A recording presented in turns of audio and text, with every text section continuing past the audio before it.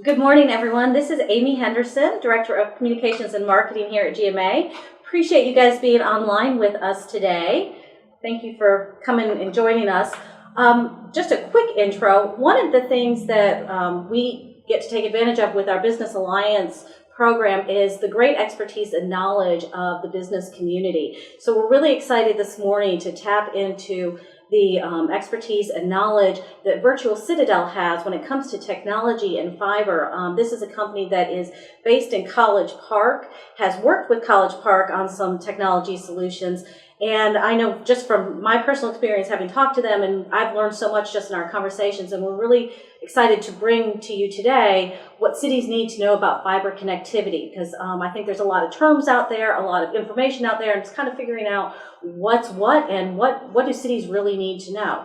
So today we've got Michael Oken, who is the president and CTO of Virtual Citadel, and Alla Tsitsior, practicing this, Director of IT Infrastructure. And we're going to turn it over to them. And please, know that you're muted when you join the call. You're on mute. And also we have a Q&A box there too. So if you have questions as we go along, please put those in there and we'll certainly get to those. So with that, I'm going to turn it over to you guys. Good morning, and thank you, Amy. Good morning, everybody. I hope everybody's doing well.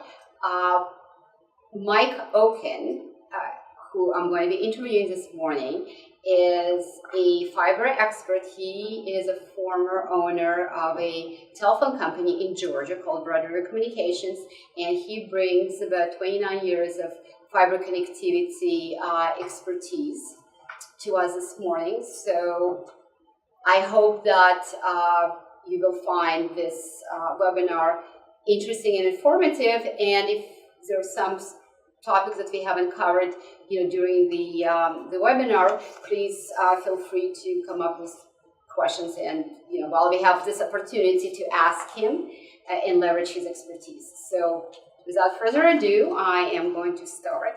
Hi, Mike. Good morning. Good morning. And let's just start from the start. So, tell us, how is fiber different from DSL and cable? Fiber is based on strands of glass. Unlike cable and DSL, which are based on basically electrical wire, fiber is not susceptible to electrical interference. It has, I shouldn't use the term virtually unlimited distance, but effectively it can go very, very long distances without degradation of signal. You can put large amounts of services on fiber that you cannot do on copper wires such as DSL or cable. DSL and cable have limited capacities, where fiber has effectively unlimited capacity. It operates at the speed of light, where copper products such as DSL and cable are near the speed of light. Can I just ask you, when you were talking about services, can you clarify for our listening audience what type of services you're referring to?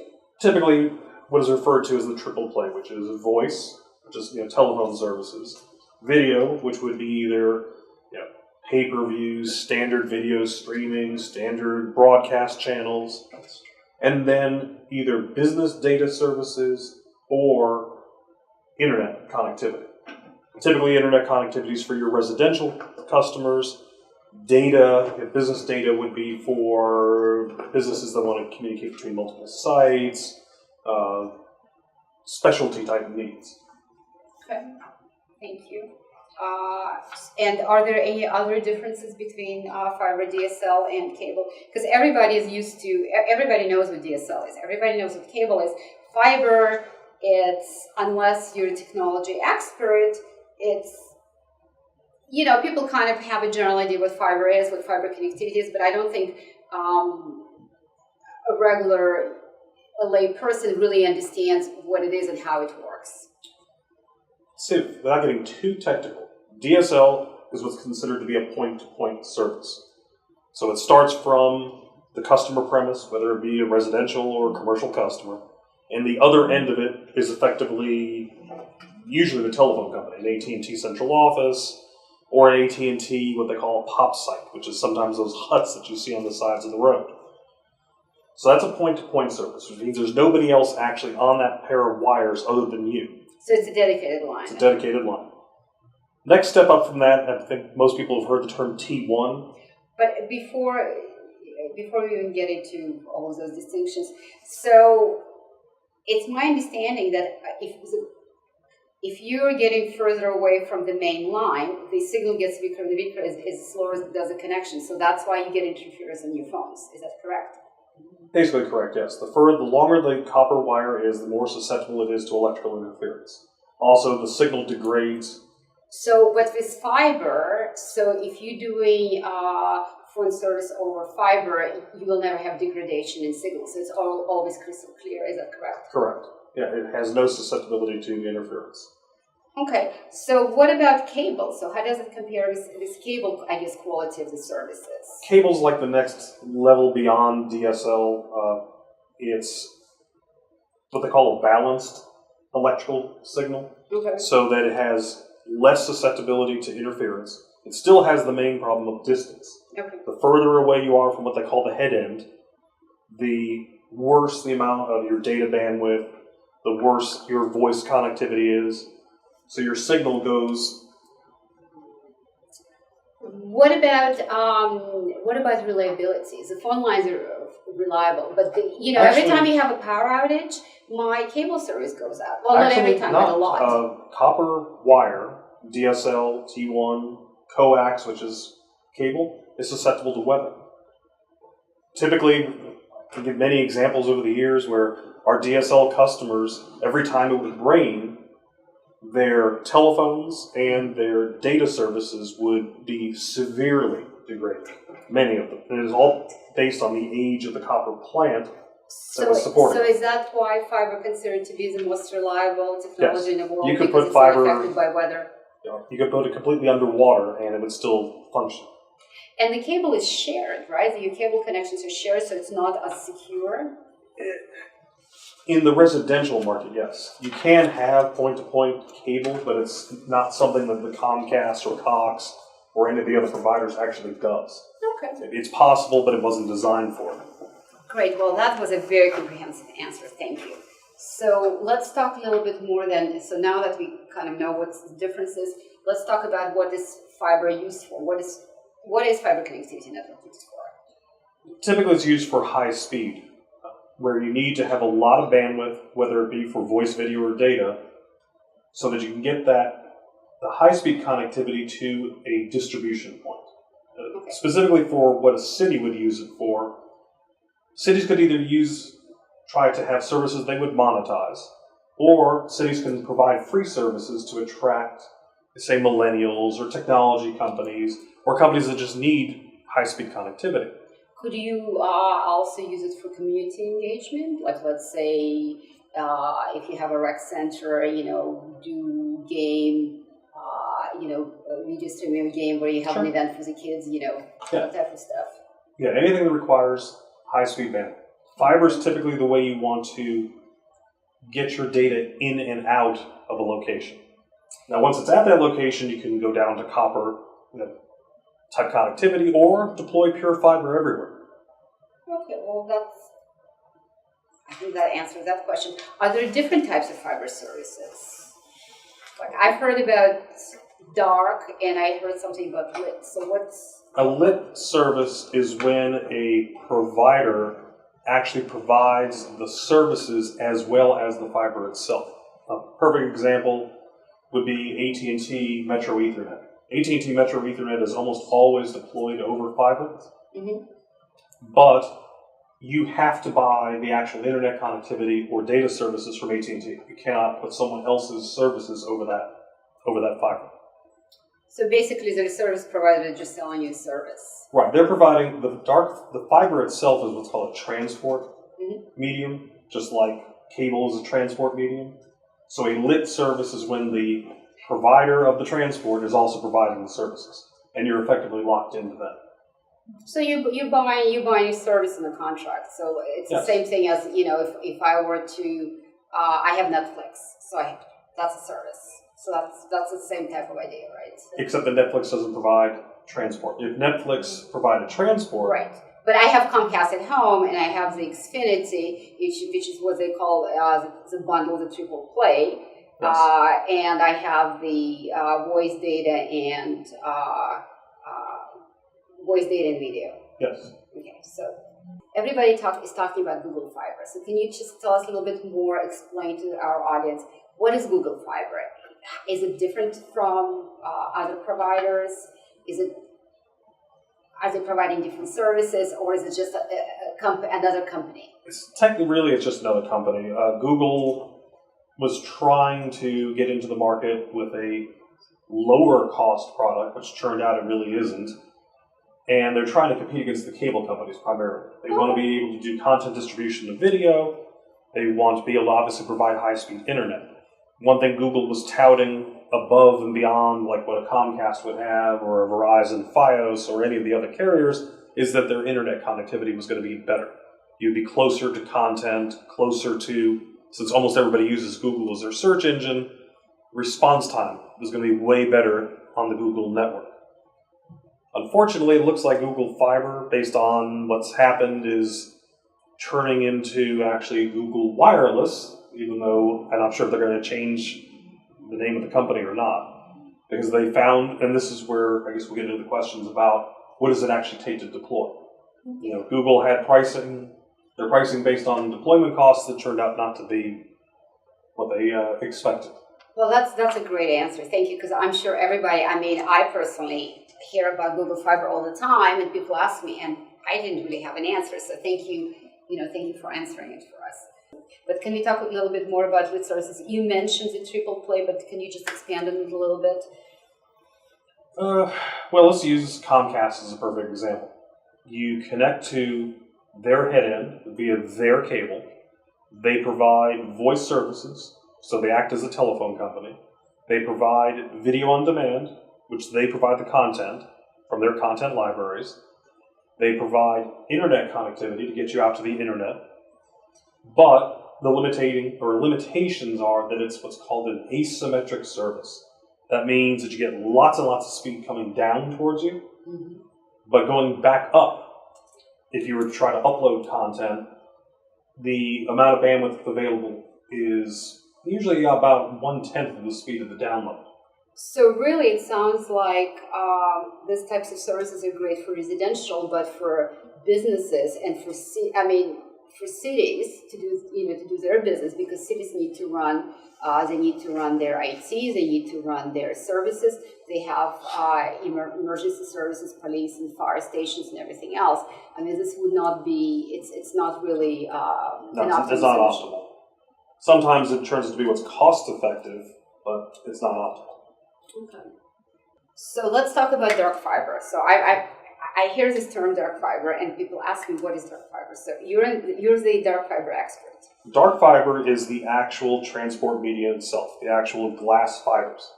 Normally, you'll end up either renting them from, like in Atlanta, what used to be Atlanta Gas Light, had deployed tons of fiber strands in the ground along where the gas lines used to be.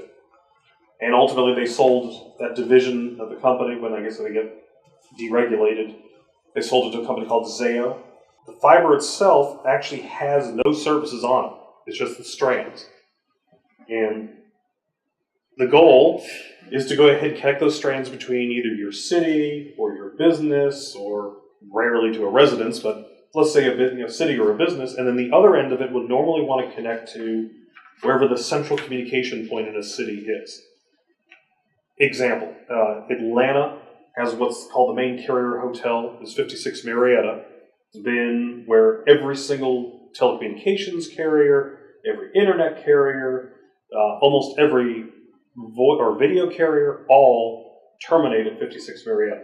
So you want your fiber, your dark fiber that you rent, to go from that building to your city or to your business, if it's possible. And each city has carrier hotels like that. Chattanooga would have their own. Macon actually has a small carrier hotel. So it's going to be typically your medium-sized to larger cities. So the next question I have for you is, so we talked about lit services. You just explained to us about dark fiber. Which one is more advantageous for the cities to deploy? Well, dark fiber is always going to be more advantageous, because what that allows you to do is you can get your own contracts for services from the providers that are going to be in those carrier hotels.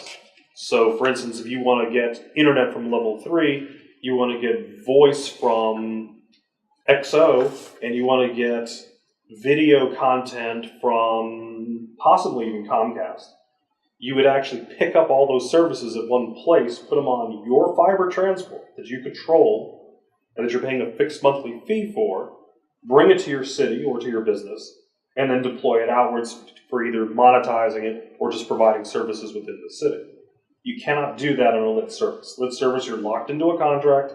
You take what the provider gives you. You can't switch providers or add services that provider does not offer. That's the reason why dark fiber is the holy grail, as they call it, for providing services. Well, you just answered my next question, which was how to monetize these city fiber services. So since you just answered that, can you give us an example of? Let me give it a little more in depth. Let's just say, as an example, Comcast provides a gigabit of internet to a city, typically in around the $3,800 to $4,000 a month price tag. If you're a city that's somewhere in the metro Atlanta area, typically the fiber transport, the dark fiber, is going to run, let's say, an average of around $2,700 to $3,000.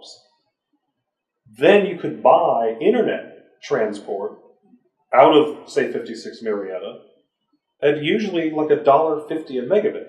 So you could end up providing to your city a full gigabit feed, symmetric, which you cannot get on Comcast, for approximately $1,500 that you're buying that internet connectivity from one carrier, and then you're putting it on your dark fiber transport. So you now have a full gig pipe that you can resell to either your businesses in your city, to the residents, or both. Did you want to get into examples of cities? I would love to hear. Can you give us an example of? In Georgia, probably the oldest one that was successful at doing this was Ringgold. Ringgold Telephone Company, recognized early on. They were the incumbent telephone company for that area, north of Dalton.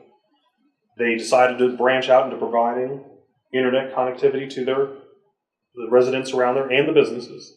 And then they finally actually started doing video distribution. They put in their own video head end, and they started doing the triple play. So effectively, they became the Comcast of Ringgold. Highly successful. They did use RUS funds, federal funds, to build it out initially.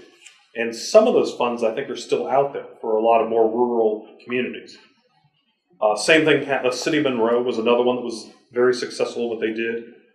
And in their case, they actually deployed fiber throughout the central business district so that every commercial business, every residence that was in the downtown or near downtown City of Monroe actually has fiber into their premise. They were a little unique by doing that.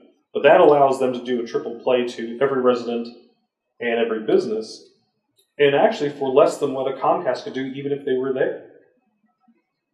What other advantages of the dark fiber? Let me give an example. Let's say you were City of Macon, and you had fiber connectivity back to Atlanta. And you're trying to attract a large manufacturing plant with a lot of robotics that's going to need a lot of high-speed connectivity back to some central processing location at some data silo in the middle of the United States. That fiber transport, by the city saying, we've got virtually unlimited capacity, by them saying, we have it available, you bring your business here, we'll build it out to you, particularly if the city happens to be a public utility, where they can actually do their own deployments. That is a way to attract large corporations or corporations with special, niche technological needs. So my very last question to you is, how do you find a dark fiber provider in your area? Because if people want to get fiber, they want to know where do I go. Do I Google for it? Unfortunately, that's a tough question. If you are either near a main railroad line or along an interstate, one of the larger interstates, then the odds are there's going to be dark fiber near you that you can tap into. If you're not, typically you're going to either have to find a telecom consultant, or you're going to have to. There are a number of databases out there that you pay for, pay to search, that will tell you whether or not a utility built out fiber into that area. It's not an easy one where you could just bring up a map and see it. So the rule of thumb is railroad, interstate, probably it's there. If not, you have to pay somebody to go hunt it down for you.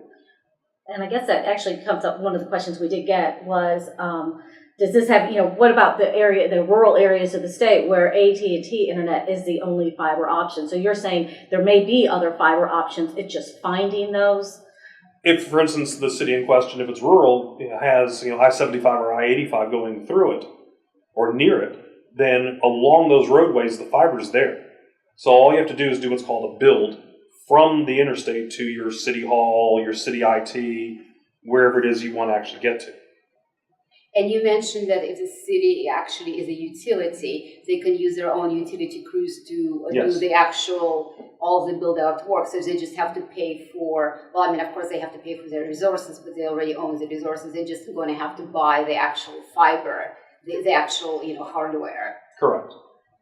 That's another question we have. Is it an option to install your own dark fiber, or do we have to legally lease from a provider of dark fiber?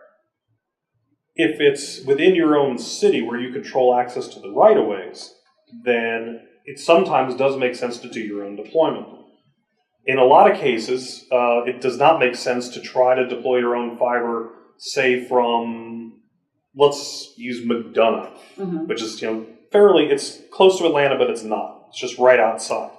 It would not make economic sense for the city of McDonough to trench their own fiber along state right-of-ways to get back to 56 Marietta. It would make more sense to only build to the closest point that then has a fiber carrier that gets all the way back to downtown. So, well planned, you want to do a hybrid. You don't want to own it all the way. It just doesn't make economic sense. What kind of IT staff do you need to have to support fiber services? Is this do you have to have a full-on staff for this? This would depend on what services you're providing.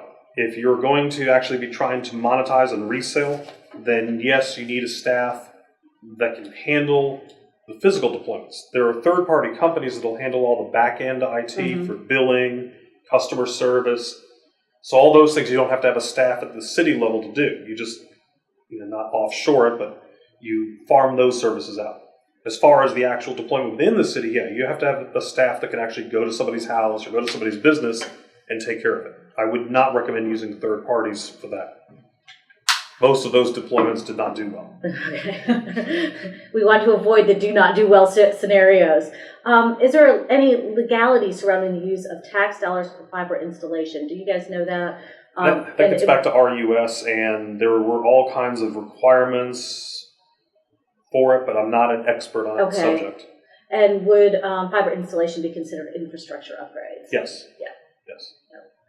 And you guys have recently worked with College Park. That's right. They connected them to your network. Is that correct? Your fiber? Actually, no. We're connecting them to our network, but they are a perfect example. They've been looking at fiber deployment, thinking that they would have to actually trench their own fiber or aerial deployment all the way from College Park to downtown.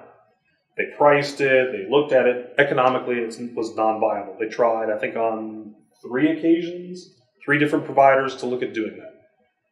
When we came in there, we said, no. The old Atlanta Gas Light network runs along the railroad, the CSX railroad line. It's extremely close to your city hall and to your IT department. Instead, you do what's called an indefeasible right of use, an IRU, with a provider that has fiber sitting there at the railroad. And then you pay for the build from the railroad tracks to the city hall, or in our case, the police department. That makes it on a monthly basis less than actually what they were paying for Windstream for internet today. So you have to, think about that you don't really need to own it. That fiber that was put in there by Atlanta Gas Light as an example in this case, years and years and years ago, you can buy, in fact, the contract term for this is 20 years. So you're guaranteed that for 20 years, that fiber is not going to be used for anyone but you. So they call it indefeasible right of use. How long does it take if cities decide they're going to do dark fiber? How long does it take to install that? Once again, depends on a lot of things with the right-of-way. As an example, with College Park, we had two problems. We had the railroad, their right-of-way, crossing into their right-of-way to tap into where the fiber was. Took almost 60 days of back and forth to get access to the right-of-way. And then also crossing US 29, which is also a Georgia highway, you have to get the state DOT. State DOT, great people to work with, but it is slow in response time. So anytime you go under a state road, the state DOT has to pull permits, there has to be inspections. So the actual deployment time is pretty short. If you had no issue with permitting and with inspections, you could do a normal build in a few days. But by the time you throw in all the permitting and everything else, it could be anywhere from 60 to 90 days, sometimes even 120, depending on where. Will fiber technology become outdated in the future? Because it's technology moving really fast. I remember when I was little, there was no cell phones and all this other kind of stuff. And now, when you see it in the movies, the kids don't know what it is. The answer, I would say, is no. There's no possible way. Wireless will become more and more efficient over time. But in truth, fiber is the penultimate because there is nothing faster. Because it operates at the true speed of light. You can put more and more density of data onto two strands of fiber than you could ever put onto a wireless signal. But what's going to happen is wireless is going to get faster and faster. So for, let's just say a city, it may become more logical to have fiber to feed your city and then do wireless deployments from the city to the residences and businesses. In the olden days, or not that old, 10 years ago, it didn't work very well. Wi-Fi signals, too many problems, somebody had too thick a concrete in their walls. Those technological issues are being overcome as we speak. So it is possible that a hybrid where it's fiber in, wireless to the endpoint, is probably where things will end up over time. In fact, that is what Google Fiber is going to do. Their backbone will be fiber, but their deployments, instead of being fiber like they originally planned, look like they're going to pure wireless. Here's a great question that just came in. 2 years ago, someone put a fiber cable up the state highway in front of City Hall. There is a junction box 50 feet from the building. How can we use it? Can we connect with someone to allow us to be a service provider for our small city of 1,200? The answer is you have to find out whose pull box that is. With that fiber carrier, depending on who it is, the answer is yes. If they've got spare strand capacity, because inside of that box, it's not just 2 strands of fiber, even one. It's usually 144 or greater numbers of strands. So if they've got strand capacity, then normally they will resell that. They'll give you an indefeasible right of use, an IRU, for a certain length of time, for a certain dollar per month. And then the other end of that fiber hopefully will be somewhere near a carrier hotel in your area so that you have access to the service providers to buy bulk products at bulk pricing. And then you can provide that to your residents and your businesses. Yes, and that's how you monetize it. Well, Mike, thank you. That was very informative and educational for me, and I hope for all of our listeners, because we had some really, really great questions. And I just wanted to say in conclusion again, thank you very much for getting us educated.